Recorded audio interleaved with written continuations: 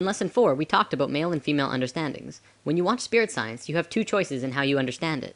You can come from the left brain, take notes, and carefully see the logic in each step. Or you can come from the right brain. Just let go and don't think. Feel. Watch it like a movie, expanded, not contracted. Either way, it will work. My advice is to try and see both angles if possible. It is through balance that spiritual health returns. Whichever way you take it in, the fact that you are watching is what matters. And what you receive is what you were meant to receive. Today's lesson will be separated into 3 parts. First, we're going to talk about existence of extraterrestrial life. Then we're going to take a look at human life before recorded history. And finally end with why things are happening on Earth today.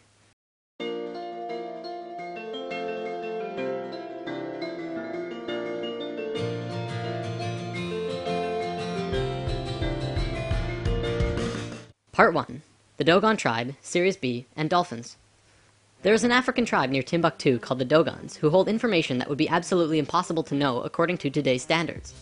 See, the Dogons have a cave on their land that stretches back into a mountain, and in this cave are drawings over 700 years old. Now, the brightest star in the sky to us is called Sirius, now called Sirius A. If you look at Orion's belt, following it downwards to your left, you can see it. The information in the Dogon cave specifically showed the star Sirius. They're very specific about the star, and they have a diagram of not just Sirius' rotational pattern, but a small star orbiting it. They say it's very, very old and very small, and made out of the heaviest matter in the universe. They also say that it takes close to 50 years for this small star to rotate Sirius. Astronomers were able to validate the existence of the secondary star, now called Sirius B, in 1862, and only about 30 years ago could they validate the rest of this information. The way that stars work, when they get really old, they have 2 options. They can go supernova, or it can blow up as a red giant, cause an explosion, and slowly collapse into a white dwarf. Sirius B is a white dwarf, which corresponds with what the Dogons say. White dwarfs are the smallest star type, estimated to weigh approximately 1.5 million tons per cubic inch. Black holes aside, that would surely seem to be the heaviest matter in the universe, or at least incredibly close. The Dogons were right on every aspect. Not only that, but when checking the rotational pattern of Sirius B around the larger star Sirius A, they found it to be 50.1 years. Now, this could not be a coincidence at all. It's just too close, too factual. Yet, how did an ancient primitive tribe know such detailed information about a star that could really only be measured in the last 30 years? And that's not all they knew. They also knew about the other planets in their solar system, including Uranus, Neptune, and Pluto. They knew exactly what these planets looked like when you approach them from space, let alone from Earth. They knew about red and white blood cells, and had all kinds of physiological information about the human body. All of this from a primitive tribe. Naturally, a team of scientists went to the Dogons and asked how they knew all this. This was probably a mistake to these researchers, because if they accepted that the Dogons really have this information, then by default they must accept how they got it. The Dogons told them that a drawing on the cave wall showed them. The drawings show a flying saucer in its familiar shape coming out of the sky and landing on 3 legs. Then it shows the beings in the ship going into water and coming up to the edge of the water. These beings looked very much like dolphins. In fact, maybe they were dolphins, but we don't really know for certain. Then they started communicating with the Dogons. They described where they came from and gave the Dogon tribe the information. Here's another thing the Dogons knew. This little drawing was on the walls, but the scientists didn't know what the heck it was, until computers calculated the orbits of Sirius A and B. As seen from Earth, this pattern shown in the cave is identical to the pattern of Sirius B moving around Sirius A in a time frame between the years 1912 and 1990. These 2 times are actually kind of important. 1912 was the first year when we began communication with the Greys, and in 1990 a specific electromagnetic grid around the planet was formed. But we'll have to look at that later once we go over some other stuff first. Another thing about this rotation, it's the exact same rotational movement of DNA. Part 2. How old is the Sphinx? This is probably one of the most important discoveries on the planet ever.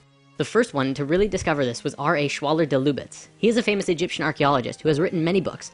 He and his stepdaughter, Lucy Lamy, have demonstrated a profound understanding of sacred geometry and Egyptian culture. Now, on the Sphinx there are wear and cut patterns that are totally different from the patterns on other buildings in Egypt. Toward the back of the Sphinx there are cuts 12 feet deep into the surface. This pattern appears to be smoothed by water, as opposed to all the other buildings and structures built by Egyptians, which are only textured by sand and wind. The last time that there was water in the Egypt area was over 12,000 years ago, at the end of the last ice age. Scientists have determined that after the ice age, the Sphinx took a heavy beating, after which it was encased in sand for about 8,000 years. The face, however, was above the sand and continued to be weathered. The Egyptians didn't build the Sphinx, they merely restored it. Of course, Egyptologists have been slow to adapt to this new, incredible discovery, but I think we know why. See, there are around 5,000 Egyptian archaeologists in the world, and they all pretty much agree with each other in most ways. They make little changes, but not too many, and most agree on the age of the pyramids. All of these archaeologists are Muslim, with a few exceptions, and their holy book is the Quran. Please understand that I'm not trying to discredit a major religion, but the Quran says that creation began about 6,000 years ago. So if a Muslim were to say that the building is 8,000 years old, he would be disputing their Bible. They cannot do that, and so they won't even talk about it. Another thing that's actually incredibly interesting, the Sphinx has a body like this, and a head like this? That's rather unproportional, isn't it? Not only that, but the Sphinx is actually facing a very specific direction. It is an astronomical marker. The Sphinx is in the shape of a lion. If it were built when Egyptologists say it was, that would be only 2,500 years ago, while the constellation of Taurus was in the sky. The only logical time for the Sphinx to be built when it was when the constellation Leo was in the sky, during the 11th millennia BC. The time that matches exactly where our new findings say that it would have been built. In the past, when something new like this was discovered that has a major influence on the viewpoint of the world, it takes about 100 years for it to get to the average person to say, oh yes, that's true. But this time, it's happening a lot quicker because of the internet. Now scientific circles are actually beginning to look at the words of Plato in a new light when he talked about another culture, another continent, from a dim past called Atlantis. The Sphinx is the largest sculpture on the planet. We know it was not done by hairy barbarians, but by a very sophisticated culture.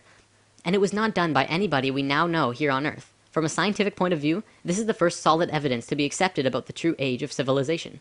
There have been lots of other evidence, but it has kept being put under the table. Now we have the accepted evidence that there absolutely had to be someone on Earth who was highly civilized as early as 10,000 years ago. This is just the beginning of how we are going to completely change our view of who we think we are. Part 3. Earth's relations to the cosmos. We are living in accelerated times. Remember in lesson 1 I said time is speeding up? Let's talk more about that. The following is a fact according to Encyclopedia Britannica. From the time of our oldest known civilization, the ancient Sumerians, around 3800 BC, continuing for almost 6,000 years up to about 1900, a certain number of information was collected. Let's say for simplicity's sake, that in that time we learned one bag of facts. 50 years later, from 1900 to 1950, our knowledge doubled. That means it took 6,000 years to get a bag of facts, and in 50 years, we got another one. Amazing! But then in the next 20 years, we doubled it again. And then in 10 years, we doubled that. And now we're getting bags of facts every month, maybe within days, I don't even know. The fact is, things are speeding up monumentally. We're living within a knowledge avalanche. Life on this planet is accelerating faster and faster, obviously culminating in something new and something different. Perhaps just out of the reach of our normal imagination. What does this mean for the world? Why is it happening? Better yet, why is it happening now? Why didn't it happen 1,000 years ago? Or why didn't it wait to happen 100 or 1,000 or 10,000 years from now? It's really important to understand the answer to this question, because if you don't know why this is happening now, then you'll probably not understand what's happening to you in your life, or be prepared for the coming changes. Now, the Earth actually has a wobble. Well, it has many wobbles, but the one I'd like to talk about today is the one called the precession of the equinox. Essentially, what this is a rotation that the planet does, which completes a cycle once every 26,000 years. It looks like this and slowly turns on its axis and points to different locations. Science looks at this and says, well, so what? It's just a wobble. But by looking at what the ancient civilizations knew, you see a more complete image. The point actually points to and away from the center of the galaxy. The center of the galaxy is where most of the energy and the most consciousness is. It's not just light up there, you know. So, in this diagram is our rotation. Here's the tip pointing towards the center of the galaxy, and here's the farthest pointing away. The ancient Sanskrit writings that also talks about this precession call this going with the galactic wind. The Sanskrit writings say that there are two very important places on this wobble. One is at A, and one is at C. Not the very tips as you might think. There are also important places at D and B, but not as important as A and C. According to these ancient writings, as we hit position A, we begin waking up. And as we hit position C, we begin to fall asleep. We continue on the cycle, but every time we make a full rotation, we wake up more and more. It works the exact same way as day and night on Earth. You go through this cycle every day, waking and sleeping. But every day, you become a little more conscious. You learn new things. You don't do the same things over and over. I want to talk about religion for a bit, because you can definitely see this wobble over recorded human history. See, when we were the ancient Egyptians, Sumerians, and Mayans and such, we were incredibly wise. We may not have known all of the advanced intricacies of the world that we do now, but we knew about the precession of the equinox, and we had an advanced geometric understanding of the universe that we're going to talk about soon. Then we got dumber and became all philosophical, not quite knowing anymore, but still able to understand many things. This is where things like the Fibonacci sequence and pi and the golden ratio were discovered. And then we got dumber still, and it was around this time that we had a real solid formation of most of today's religions. But you have to remember that these religions were based on earlier writings. They were written by people who understood far more than they did. They just couldn't make sense of it, and that's why many Bible stories just seem ridiculous. Ultimately though, every religion did spawn from a more conscious understanding, so you can't discredit religions completely. You just have to trace them back a bit further. You'll also see looking back that we went from a more female-oriented understanding to an incredibly male way of looking at things, very strict and orderly. Not much room for creative thought, it has to be 100% logic-oriented. Back to precession. The Tibetans and Hindus also had these time periods called yugas, which were simply ages. Each yuga had a descending and ascending phase. Many of those who follow New Age beliefs will tell you that we're moving into the age of Aquarius, but not many people know what that means. Well, we're right here on the precession of the equinox, just about at point A. Remember, this is a really important time for us, not just humans, but all of Earth, and perhaps maybe our solar system. This is a chart showing the precession scale with our constellations. The astronomical sign that we see in the sky when we hit point A will be that of Aquarius. Are you ready for this? The big finisher? Can you guess when we're going to hit point A exactly? The Mayans figured it out.